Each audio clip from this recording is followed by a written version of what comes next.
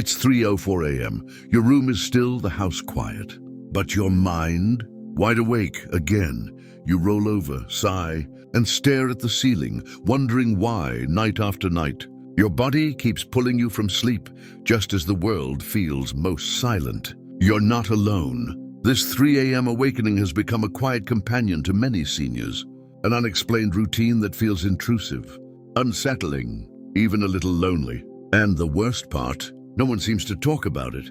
Doctors wave it off, friends brush it aside. But deep down, you feel it's something more. Something your body is trying to tell you. What if I told you this strange nightly pattern isn't just random? What if it's your body, and even your mind, sending a message? Because waking up at 3 a.m. isn't always just a sign of aging. Sometimes, it's the result of years of unspoken stress, unresolved memories, hidden habits, or subtle health shifts that finally start to rise to the surface. In the quietest hour of the night, this video is for those who lie awake in the still darkness, questioning their body, their life, their choices. For those who wonder, why now? Why me? Stay with me. Because today, we'll dive deep into the 5 powerful reasons why you keep waking up at 3 a.m. and more importantly, what it really means for your health, your mind, and your peace. Reason 1, the silent habit that's destroying your peace. One of the most overlooked causes of 3 a.m. awakenings in older adults is a habit that seems harmless until it steals your rest. That habit? Late-night mental overactivity.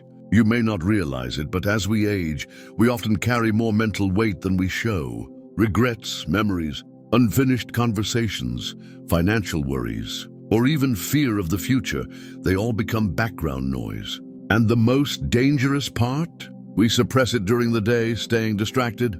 But at 3 a.m., the mind finds silence. And in that silence, it speaks loudly. That's why so many seniors report waking up not just physically, but mentally alert.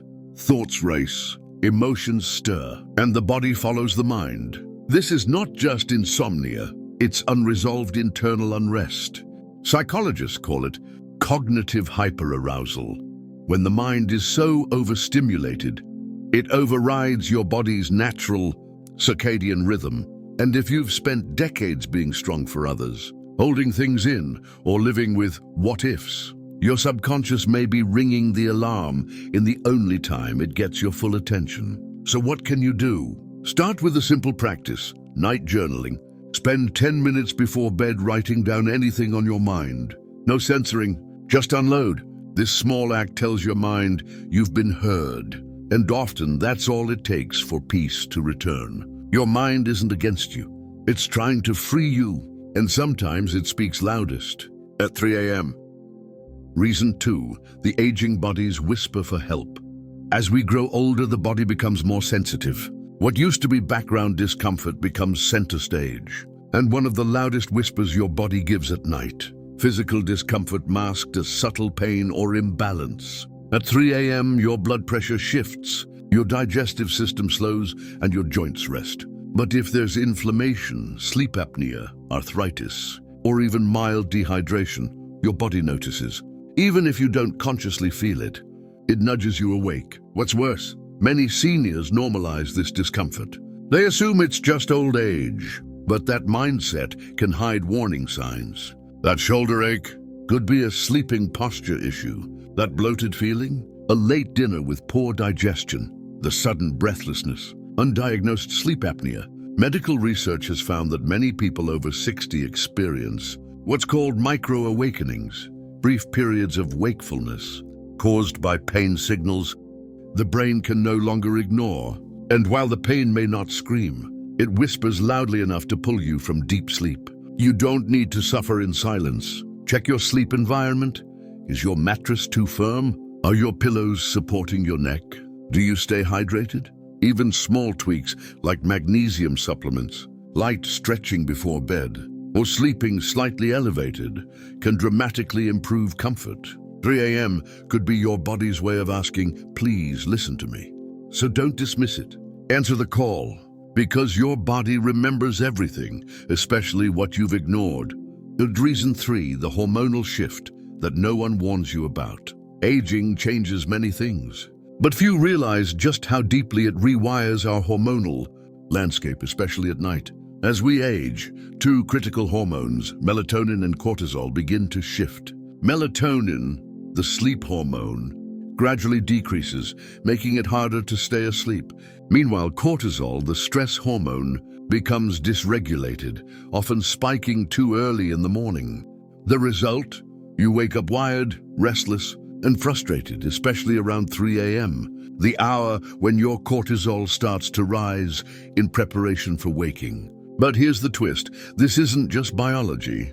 It's also deeply personal. Your cortisol spikes are shaped by decades of how you've handled stress, your sleep habits, your exposure to light at night, and even your emotional resilience. If your life has been filled with high-pressure roles, sleepless worry, or trauma, those patterns etch themselves into your hormonal rhythm. You've trained your body to survive, not to rest. But survival mode doesn't work well at 70.